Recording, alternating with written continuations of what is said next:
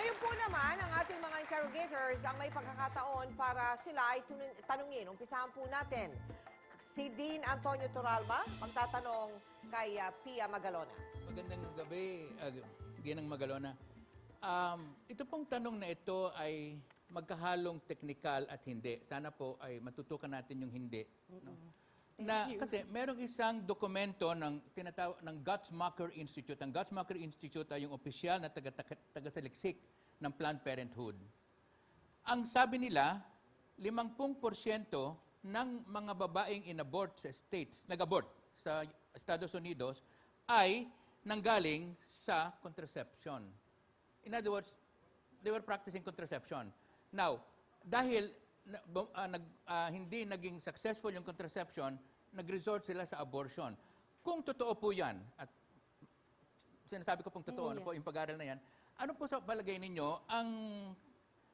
ano pong opinion ninyo sa kinalabasan nitong survey na ito, na maraming mga babaeng nag-abort na dumaan sa contraception na hindi nag-succeed? Ang opinion ko doon is, lalo na kung hindi sila nag-contraceptives, edi lalong na dumami pa yung nagpa-abort, di ba? I guess, yeah. So, yun ang masasabi ko. Thank you very much. Right? Si Dr. Campo Cruz, kayo po naman ang maaaring magtanong kay Pia. Good evening. Sa napakagandang dilag sa harap ko, si Pia Magalona. Maraming salamat. Kaya ang tanong ko ay ganito. I'm a specialist. I'm an OBGYN practitioner. In my 35 years of teaching, I have always read, and medical students have been taught, that there are failures in the contraception, specifically pills and IUD. For pills, you will fail in about 3 to 4%, and there is ovulation which occurs. And what happens here is a fertilization by the sperm, and plus the factors I mentioned a while ago, na meron tayong thickening of the cervical mucus and failure to implant. Those get aborted. Very difficult to quantify. How about the IUD? There is fertilization. And then this fertilized embryo cannot implant because of the hostile environment. So it is thrown out together with the menstruation. How will you quantify this? But it does really occur. So no method is safe. Foolproof, no 100%. There will be breakthrough ovulation. And this is also, this results into abortion. Now, for the mommies, the BFAD is right. Kindly read on the adverse effects and the precautions that you should take when you are in this on the contraceptives. And then the next is my question. In the light of this, that was a comment. My question is, in the light of this, Pia, what then would be the value for you? What is the value of the embryo? Does it have the same right as an adult? Okay. I don't know where those studies came from or if they're like old already, but I got studies from the POGS, which is the Philippine Obstetrical and Gynecological Society. So I just got new information from them, and sila yung nagsasabi na hindi nga, there's no such thing as life na nagkaroon kasi hindi nga nagmi-meet because of the birth control pills in particular. Ngayon, ang masasabi ko rin is, because your comment's so long.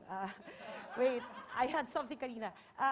Is that, katulad niyan nga, nothing naman is 100% sure. So, di ba? So, like, as long as you try your best, at least you tried, di ba? So, what more ang chances na magkaroon ng lapses kung all the more hindi kayo nagtatry, di ba? Na magbigyan ng choice nga para dito sa mga taong to. Tsaka it's more of an overall health thing. So, as we said earlier nga, if it's bad for some people, overall, what is the majority? What does it help the people? So, it's more of like, what's good for the... Okay, thank you very much, Pia. May isang katanungan pa. Ito ay magmumula kay Bishop Iniguez. Ano po ang tanong ninyo, sir? Ang karapatan ng choice ay isang basic na karapatan ng sinumang tao. At dito ay ating binibigyan ng pansin yung right of choice ng isang babae with regard to have a child or not, o kaya to do with what has been conceived. No?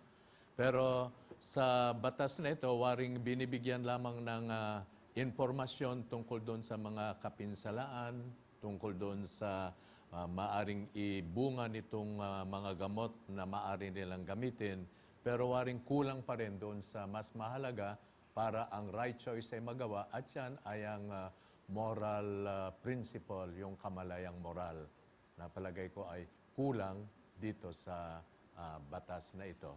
Kaya siguro magiging mapanganib, no? Para doon sa mga babae na itong information na ibibigay natin ay walang batayan sa moral values and principles. You want to comment on that, Pia? Yes. Morally speaking, I keep going back to there is no life made because of the not meeting the sperm and the egg. And also regarding the health of the woman, that's why you're always supposed to see your specialist, your OB-GYN, para nag-guide kayo. Kasi lahat naman ng gamot, talagang kailangan meron siyang guidelines na ita-take. So hindi lang naman yan regarding birth control. Lahat ng gamot, be it even chemotherapy, which di ba, I'm so familiar with, lahat niyan, meron talagang guidelines lahat niyan kung anong dapat mong gawin or hindi. So lahat niyan, arm in arm lang yan talaga with a team. So everything is not just one solution, but a combination of a lot of things. Thank you very much. Ang mga pro-RH bill interrogators naman ang maaari magtanong kay Professor Racelis. At ang una magtatanong ay si Carlos Saldran. Carlos? So my question is, kunwari babae ako. Okay, I am a woman. I am no read, I am no write. I live in the provinces in an informal settlement. My husband has no work. I am pregnant with my 8th child. My 7th one died. I am ignorant completely on family planning, so I've only been using natural family planning. So I am begging to learn about all legal aspects of family planning. Not as an economist, as a woman, what is your advice to me? Unang-una po, maraming salamat po, Ginoong Sildran. Unang-una po, nais ko pong banggitin na sa pag-aaral ko po ng mga posisyon na pro-RH na kasamahan namin sa UP, sapagkat kaugnay po ito ng sasabihin ko, nakita ko po doon na nakakalungkot na may assumption na parang irresponsable yung mga mahihirap o kaya yung mga tina-target nitong RH bill na to. Parang sinasabi doon na ang kailangan ng gawin sa kanila ay ipamudmud na itong mga kontraseptibo at saka mga kondom na ito sapagkat hindi sila matuturuan. Katulad po ng nabanggit ko kanina, ako isang guro sa pamantasan na nagsusulong ng edukasyon at human capital ng ating mamamayan. So susimulan ko po sa unang-una sa pagbibigay sa kanila ng edukasyon tungkol hindi lamang sa kanilang pamumuhay at saka hindi lamang sa kanilang human sexuality, pero dapat po kasi yan tungkulin po yan ng mga magulang. Pero bukod sa doon, sisikapin ko po yung nabigyan sila ng edukasyon para akademiko at saka pati rin sa... Thank you very much, Professor Racelis. Ang sunod po na magtatanong sa inyo, Professor Racelis, ay si dating Akbayan Representative Risa Hontiveros Baraquel. Sayang po parang hindi nyo nasagot yung tanong ni Carlos, pero bilang siguro follow-up doon, yung akin naman pong tanong, para po kasi sa akin ang totoong pro-life ay yung mga babae tulad namin ni Gina na nilalagay ang buhay sa alanganin, sinasakripisyo pa madalas para magbigay ng buhay sa iba at mag-alaga sa iba. Pero paano po masasabing ang posisyon ninyo na kontra RH Bill ay totoong pro-life kung lumalabas hindi nyo pinahahalagahan ng pantay ang mga babae at lalaki dahil hinaharangan nyo ang pagsasabatas ng isang bill na magliligtas sa buhay ng 14 sa ating mga kabaro na namamatay araw-araw sa pregnancy-related at childbirth-related na mga komplikasyon. Maraming salamat po, Congresswoman Hontiveros Baraquel. Hindi po totoo na kami mga pro-lifers ay hindi concerned sa mga pangangailangan ng mga kababaihan. Ang una ko pong kailangan ipaliwanag ay tila bagang ang assumption doon sa ating pinag-i-insist na 11 maternal deaths every day is para bagang ang pagbubuntis ay kapinsalaan or isang kasalanan. No? Ang kailangan po natin na ibigay sa kanila ay mga pangangailangan na services, prenatal and natal services and postnatal services para sa mga kababaihan na yan.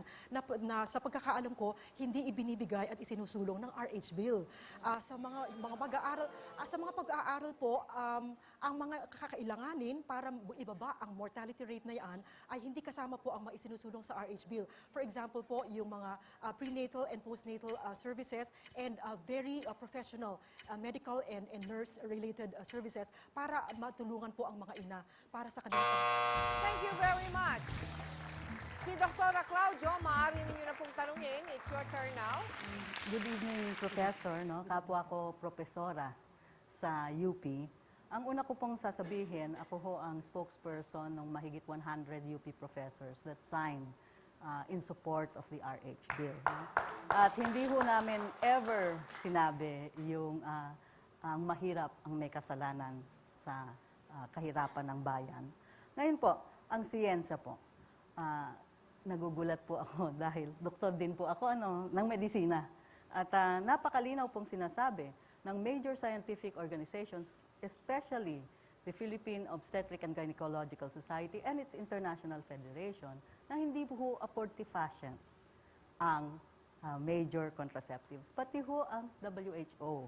No? Hindi ho nila sinasabi.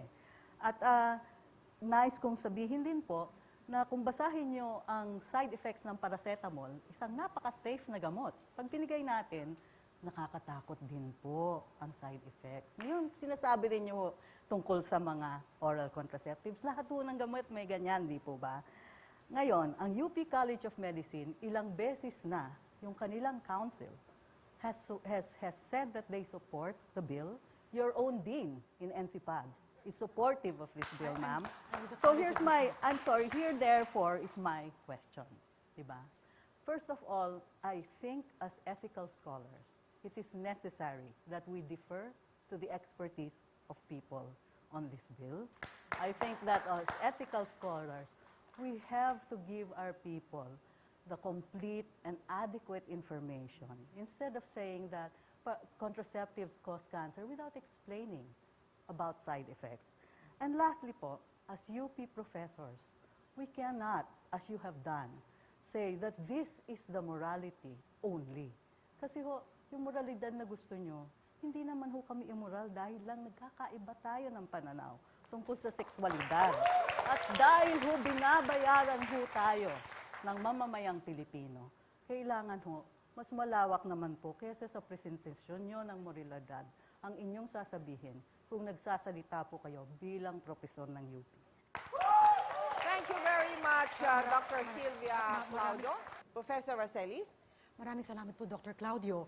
Doon ko sa nabanggit niyo pong abortifacients, nagkakaiba po kasi tayo ng pananaw sapagkat ang iba po sa pro-RH camp ay nag-i-insist sa ibang kahulugan ng when does life begin.